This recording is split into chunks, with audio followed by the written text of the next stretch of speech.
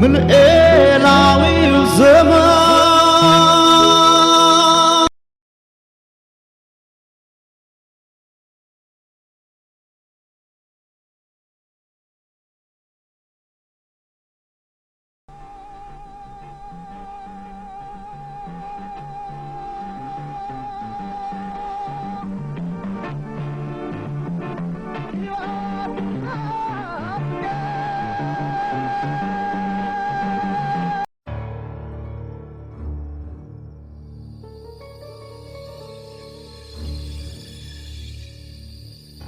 From the beginning of history, the Nile has been the lifeblood of one of the greatest civilizations on Earth. Its waters have flowed at the feet of Cleopatra, Joseph and Moses, the Crusaders, and the pharaohs of ancient Egypt. All have bathed in this stream.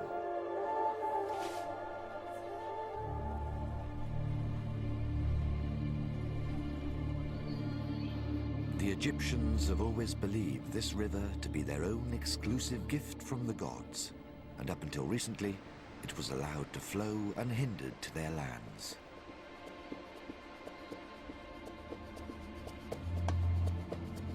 But now, all this is set to change. Upstream Ethiopia is busy building dams which threaten to cut off Egypt's water supply at the source. Many of the wars of the 20th century were all about oil, but wars of the 21st will be over water, with the Nile, the longest river in the world, at the center of the conflict.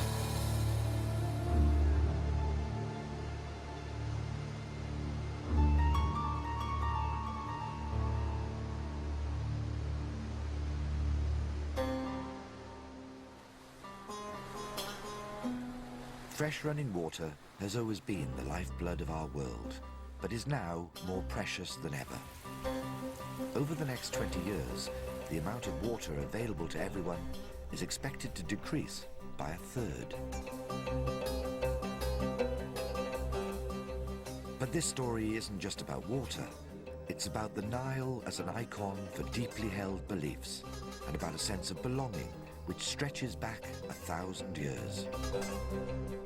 This epic journey will follow the river back to its source in Ethiopia, and as the Nile winds its way back home, its waters will wash through the lives of people who cannot survive without it.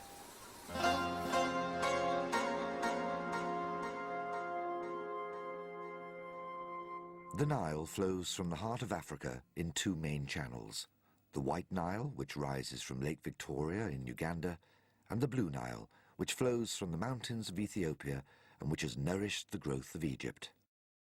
And its capital, Cairo.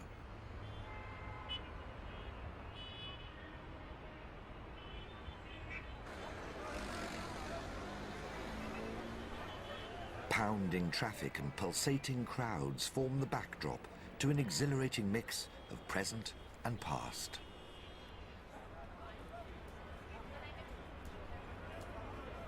And right through it all flows the River Nile, the lifeline and the heart of this city.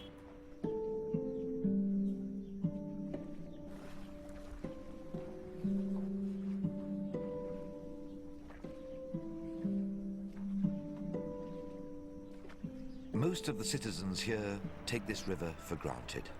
For them, it's a nice place to take a walk with the family, a great location for an apartment, or just a place for a bit of peace, away from the cacophony of the streets.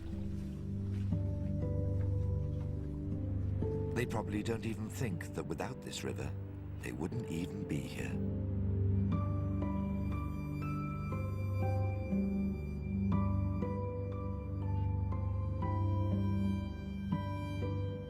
In a country with hardly any rainfall, the Nile gives the people water, work, food, life.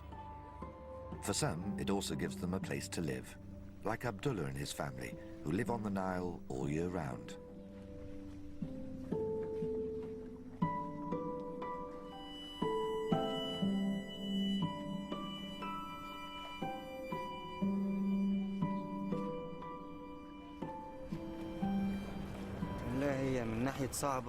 Of course, life is hard, especially when the weather is cold.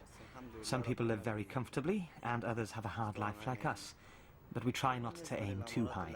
Some people are born rich, and we are poor and humble. Such is life.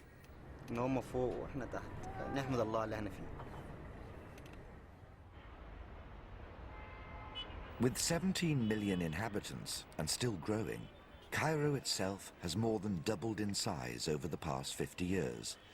The city is now home to nearly the same number of people as the whole of Australia, all in one confined, chaotic, sprawling city. There's just not enough room here for everybody, and so some people have been pushed off the land and onto the river.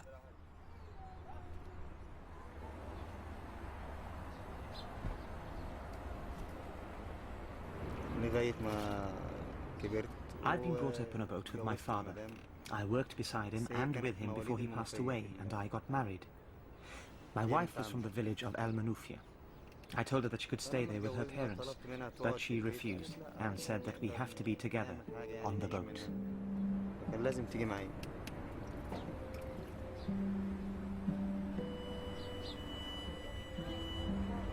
Abdullah, Safa and their young family live in a small community. These wooden boats are their homes. They fish on them by day and sleep in them at night. They get all their water directly from the river, wash their clothes, bathe their babies in it. They also earn a meager living from it. Taking home between 10 and 20 US dollars a day for their catch, Abdullah can only buy the bare necessities of life. They could never afford an apartment or a house.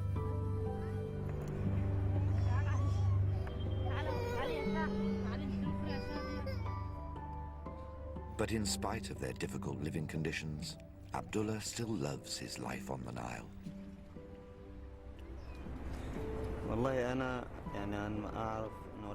When my mother died, I remember her telling me how I was born on the boat before being taken to hospital.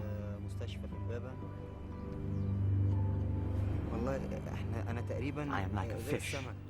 You take me away from this river and I die. I love the Nile.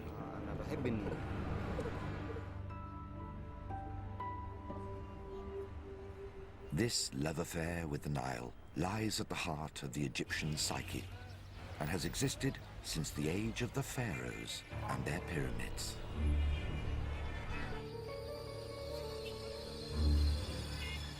These monumental structures are about an hour's drive away from the Nile, in Giza, far enough through the pounding traffic and hot, messy Cairo suburbs to seem completely divorced from the river and its concerns.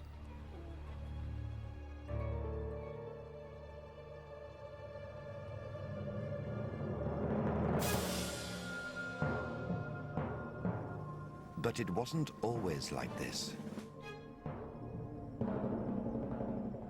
In ancient times, the Nile flowed right by here because during the summer months, the river flooded and broke its banks, with the flood waters reaching as far as Giza and beyond. This naturally recurring phenomenon was the secret behind Egypt's success.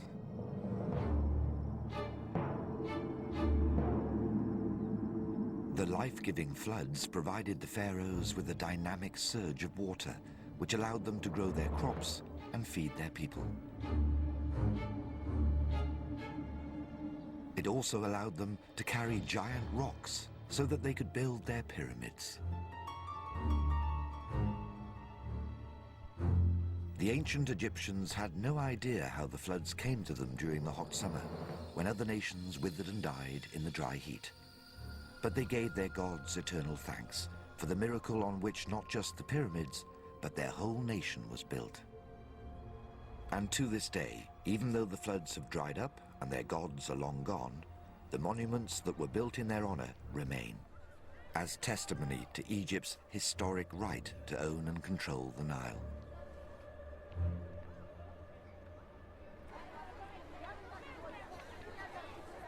But ancient rights to the river don't always answer the needs of people. Shoprament is a village on the outskirts of Giza, and right on the edge of the desert. Compared to some, locals here are fairly well off, but they still haven't got what they need most. Fresh running water.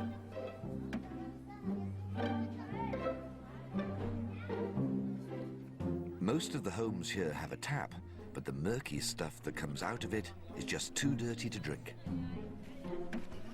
And so the locals have to either carry their water from distant standpipes or buy their water from private vendors at twice the rate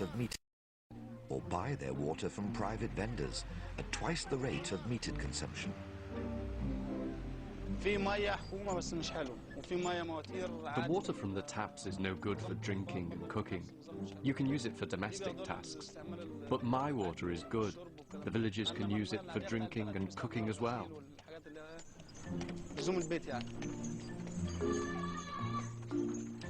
Saeed Mohammed Abdo is the local water seller. He used to have a spice stall in the local souk, but saw an opportunity to make more money, selling something far more valuable than saffron. The recent population growth in Egypt hasn't been matched by a growth in the country's infrastructure. And so, for the people living on the outskirts, like here in Shopramant, there's a desperate shortage of basic facilities. It's easy to sympathize with Egypt's need for more water, and the government is now desperately trying to find new ways of stretching the Nile's supply to satisfy the needs of its burgeoning millions. But some people say that the country's already using up more than its fair share. Its right to its own water supply is now being challenged by a desperate and determined neighbor who is prepared to go to extreme lengths to secure its own stake in the Nile. The situation's never been so volatile, and Egypt has been threatening war,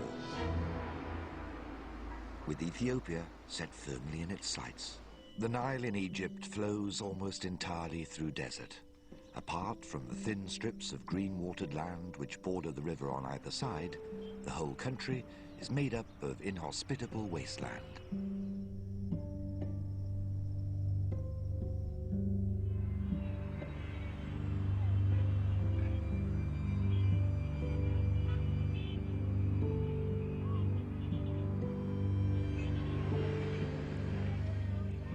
Since the Stone Age, most Egyptians have lived very close to the Nile, dependent on it for everything.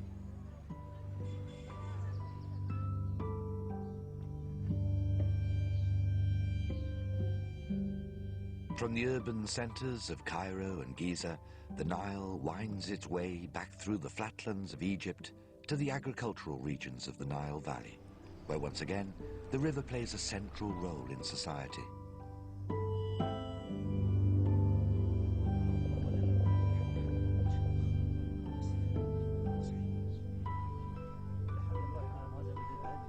Hammam and Mohammed are father and son farmers who own a small piece of land in the Nile Valley. Mohammed, however, may be the last of a long line.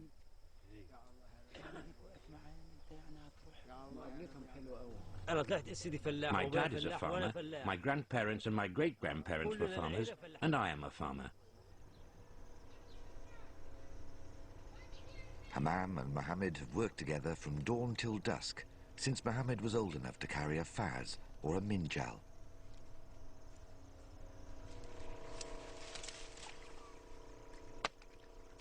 The pace of life for them has an ancient rhythm, and this scene could have been witnessed 1,000 years ago.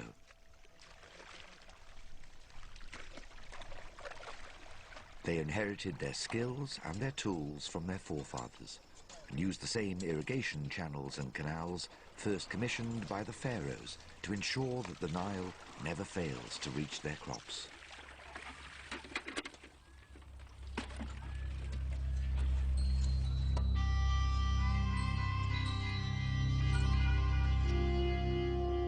Mohammed and his ancestors have always played a crucial role in Egyptian life, but their age-old position is now under threat.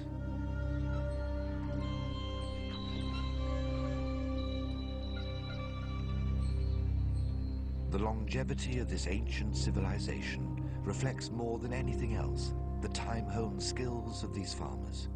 but also the eternal fertility of its soil, a power which is unparalleled in human history.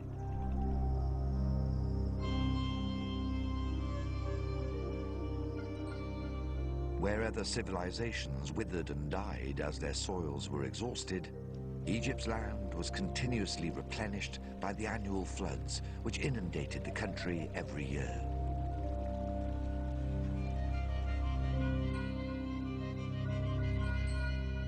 These floods had allowed the pharaohs to build their tombs, but far more importantly, they gave Egypt an annual deposit of rich and glorious mud from which they could grow an abundance of food.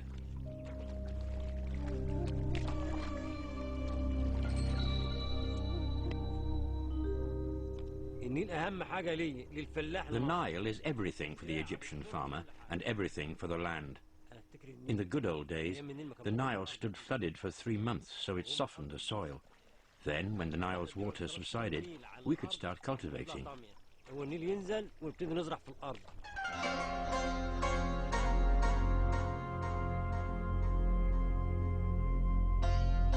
But times have changed. Huge damming projects upstream have been built to provide Egypt with a much-needed supply of electricity. But they also stemmed the flow of the river and wrecked the lives of the Egyptian farmers.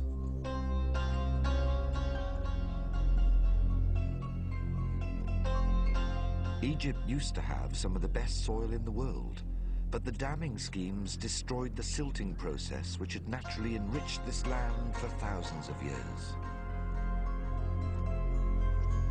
Mohammed's fields now yield a very poor return.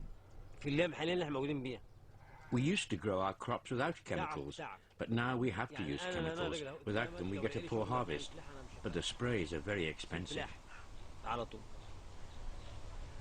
The artificial fertilizers simply aren't as effective as Mother Nature, and they're also a big drain on his profits.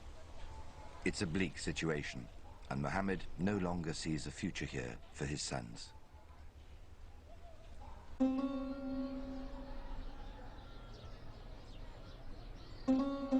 As a direct result of modern damming methods, agriculture in Egypt is in decline for the first time in its history, and farmers are being forced out of a way of life that has supported this nation for thousands of years.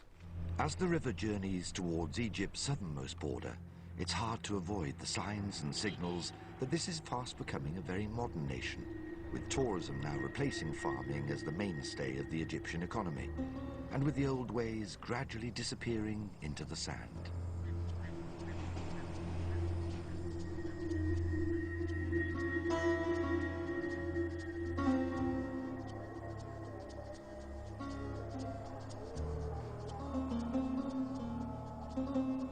But no matter how much life changes along its banks, the Nile remains an eternal and constant presence in Egypt. Whether people plough the land or relax in linen suits on the decks of cruise ships, the river is always close and ever present, the star attraction for locals and visitors alike.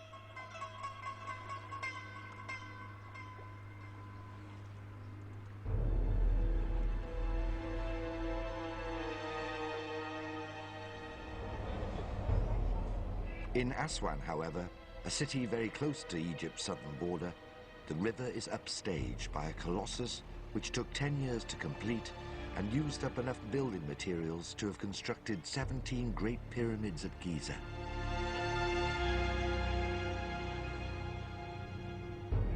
The Aswan Dam.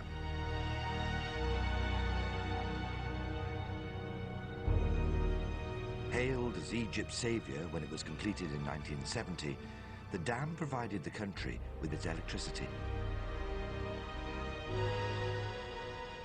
But perhaps the most important reason for building this dam had nothing to do with generating power. Egypt is the driest country in the world.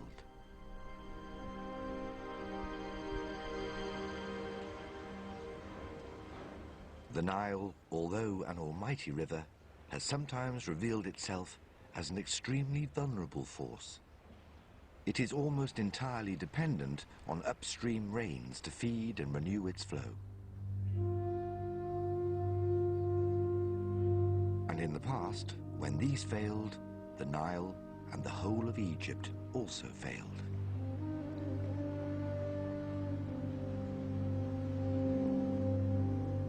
One of the worst ever droughts happened during the times of the pharaohs and is recorded on this stone, known as the famine stele. These hieroglyphs tell of a 7-year-long drought when the rains did not come, and when the Nile was turned into a mud-baked trench to receive the dry corpses of the nation.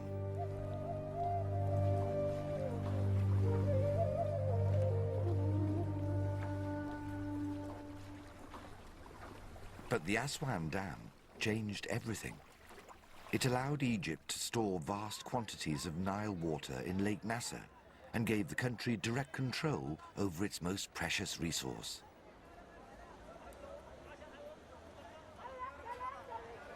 For over 30 years, the dam has supplied Egypt with enough electricity and water to satisfy the needs of all its people.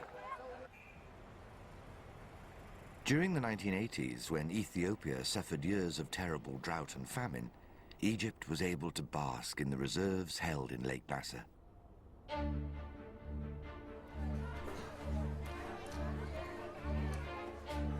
But not anymore. With 63 million inhabitants now filling up all the areas along the Nile, and with the population explosion set to continue, the Aswan Dam may not be enough to save Egypt from dying of thirst in the future.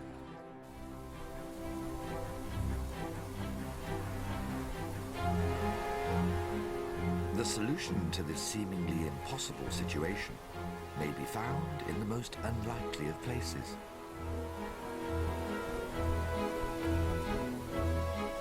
The Toshka project seeks to relieve population congestion and reclaim some 4,000 square kilometers of land for agriculture by irrigating the desert.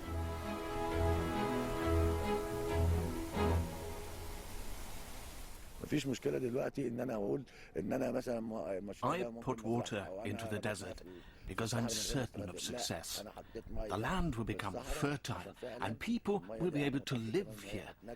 The people will talk about this project as they talked about the pyramids, the Aswan Dam, and the pharaohs.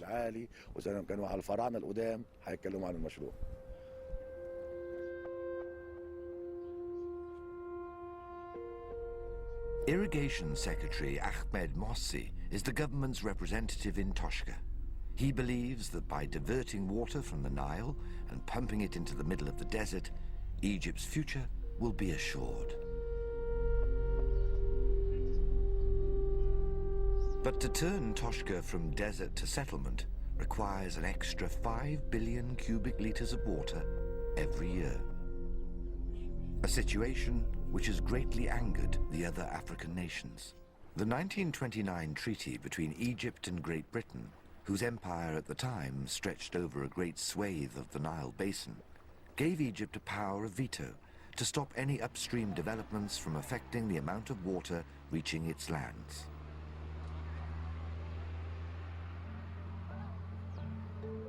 In return for cotton and an easy trade route to India, the British gave Egypt full control of the river and a lion's share of its flow.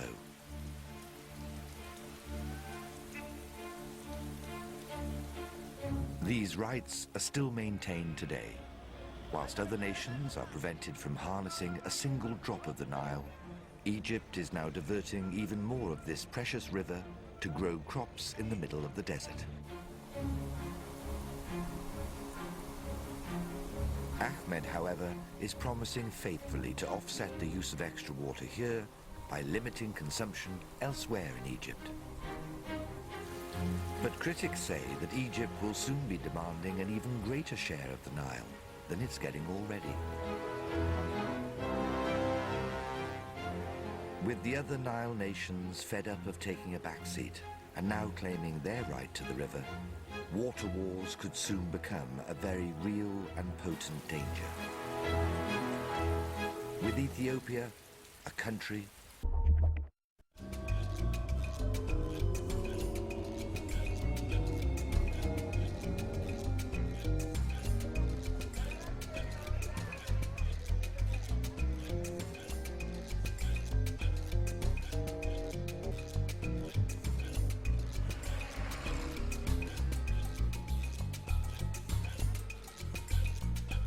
From Egypt, the Nile snakes back through the deserts of the Sudan before splitting into two separate streams.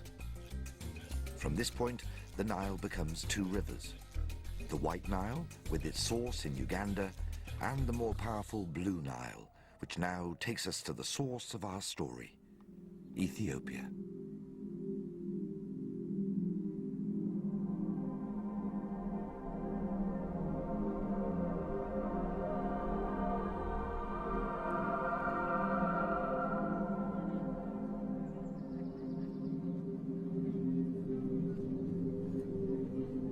The Ethiopia we expect to see is a parched and barren country, ravaged by dictatorship and civil war, and left to rot in the midday sun.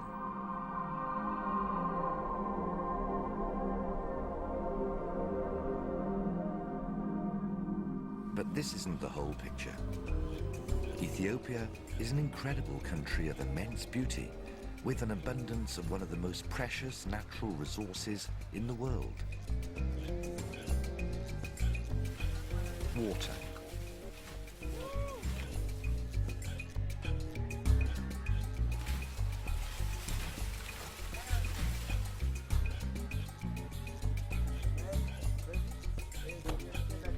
This is the country which provides Egypt with 90% of its water supply and is the source of the Nile itself. But despite its apparent water wealth, Ethiopia's problem has always been a crippling inability to use the vast percentage of it.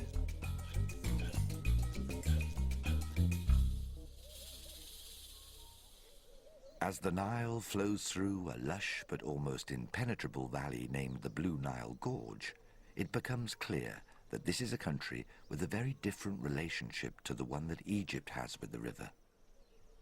Far from being ever present and ever close, the Nile in Ethiopia is often trapped by terrain, making it impossible for the river to seep out and irrigate the surrounding lands. It seems almost to be swallowed up by the landscape, consumed by some dark force.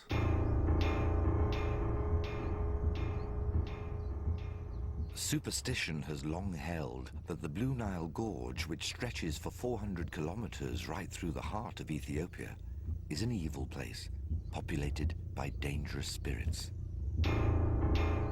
This, along with its extremely harsh geography, has always been a serious obstacle, not only in accessing the Nile, but also in the search for its source. The ancient Egyptians probably traveled upstream as far as this point, but weren't able to penetrate any further.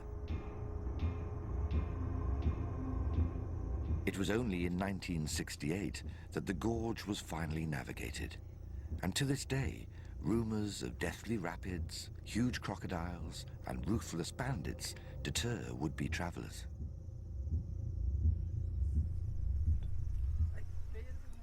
The cruel paradox for locals is that even though this is the country which feeds the Nile, Ethiopia has never been able to use it to feed itself. As this journey to the river's source continues through to the farming heartland of Ethiopia, it becomes difficult to grasp why this fruitful country should still be dependent on food aid for its survival. But Enyu Temesgen knows only too well why this is still the case. He and his wife Wubit own a small farm just at the end of the Blue Nile Gorge in the foothills of Ethiopia. And even though the Nile here finally breaks free of its confines to flow right through their fields, Enyu can hardly use a single drop of it. So the Nile is far for me. I cannot afford a motor pump and I cannot fetch it with my bare hands, so only my cattle drink from it. If I could, I would be very happy to bring the Nile to my land, but it is beyond our ability. እናት ነው ሸጋ ነው Enyu used to be a builder's labourer with nothing to his name, but he worked hard and saved up his meagre wages to buy a small plot of land and get married. His family now work together on the farm. The days are long and hard, with each one of them contributing not just to their livelihood, but to their survival. Unlike Egypt, there are hardly any irrigation or water storage systems in Ethiopia, and so farmers here are entirely dependent on the annual rainy season to grow their crops.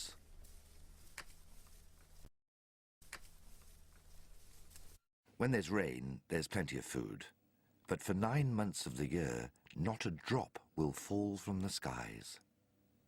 Then this place will become a dry and barren dust bowl.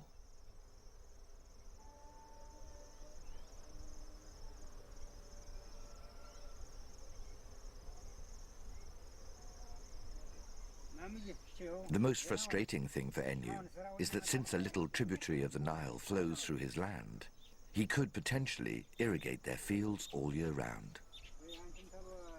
But instead, all they can do is carry little quantities of it in plastic jerry cans. This is Wubit's job. She has to make this trip 4 or 5 times a day to provide just enough water to cook, clean, and wash.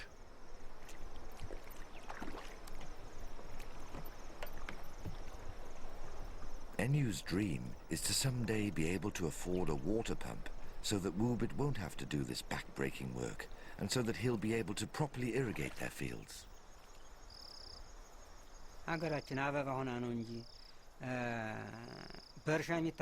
Then our country will be like a flower. Hand labor will be replaced by machines, and water will be used for development.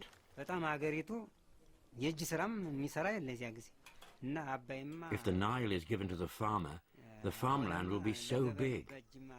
Oh, if I get that, I will be a rich man.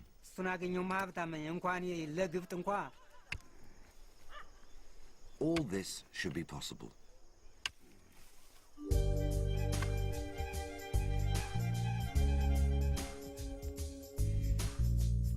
This vast country has an estimated 37,000 square kilometers of good farmland, an area larger than Belgium that, if properly irrigated, could feed all its people all year round. To do so, however, would reduce the river's flow to Egypt dramatically and result in almost certain conflict between the two nations.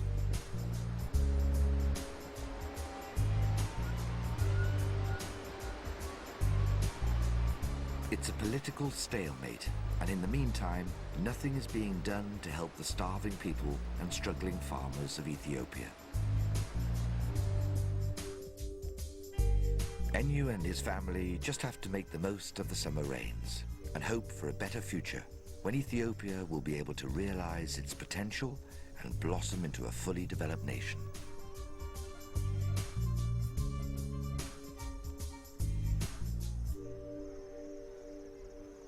But for now, the unavoidable truth that this is a country still struggling to provide its people with the bare essentials to survive is still as glaringly clear as the bright Ethiopian sun.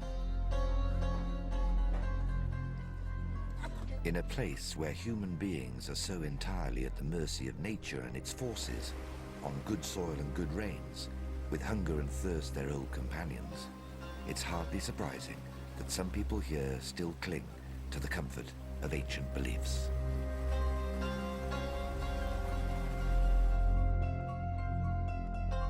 It's not uncommon throughout this country, but especially in the areas closest to the Nile, to find small groups of people huddled by the river, quietly chanting verses and throwing offerings into the water.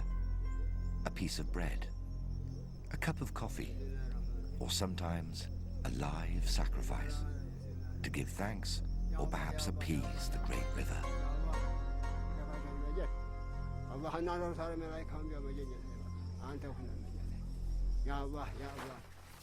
The Waito tribe is one of the oldest in Africa, and their way of life has not changed for thousands of years. They live on one of the Nile's tributaries, only 30 kilometers away from its source. and still make boats out of papyrus, reminiscent of those that would have been used in ancient Egypt. Gebre Semechu is one of the tribe's elders.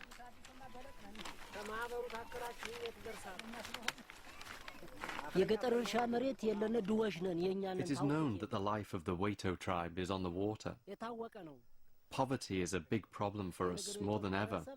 The fish harvest is disappearing, and papyrus is not found near like before. It is a difficult life.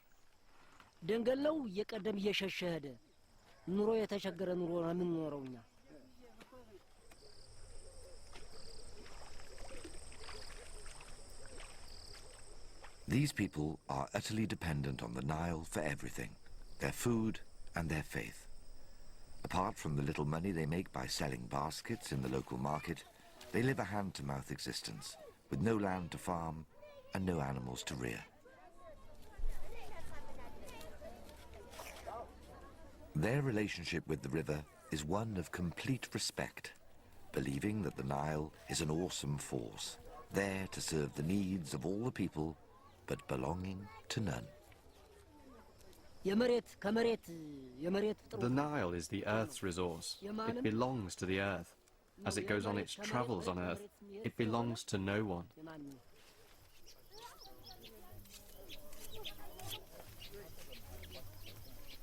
Once in a while, a sheep is bought to be sacrificed, but today, a chicken seems to suffice. The animal's blood will be poured into the water, making sure that not a single drop touches the earth. If it did, the Nile's wrath would be incurred, and then who knows what might happen.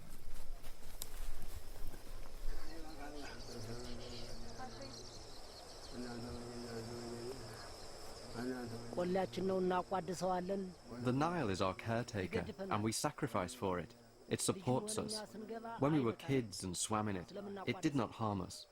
This is because we sacrifice for it.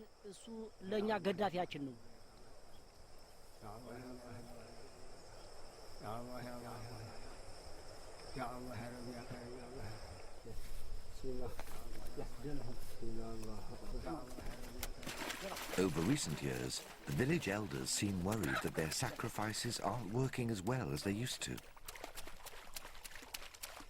The Nile and its environments are changing, they say, and they don't know what to do about it. As the sun sets on the Waito village, we can but ponder on Gebre's words. The Nile belongs to all, and yet to none. Wise words that a wise world would choose to hear.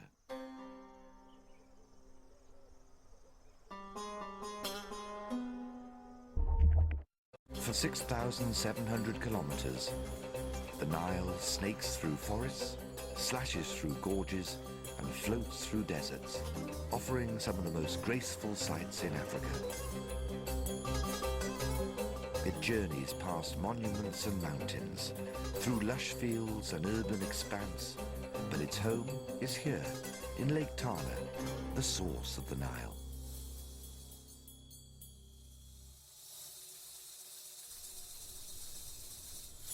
Over 60 small rivers run into this vast inland sea, but only one flows out, the Blue Nile. It's here, hidden in ancient texts, that we will unlock the secret why Ethiopia has never been able to unleash the power of its river.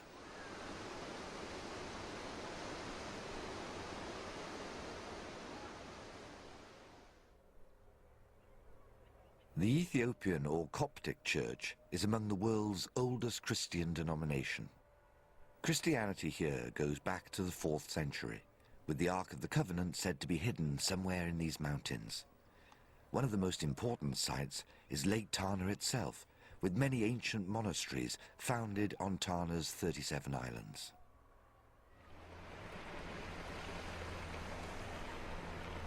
One of the most celebrated and revered is Kibran Gabriel, which still houses a small community of monks, all of whom are entirely dependent on the lake and the Nile for their spiritual and daily needs.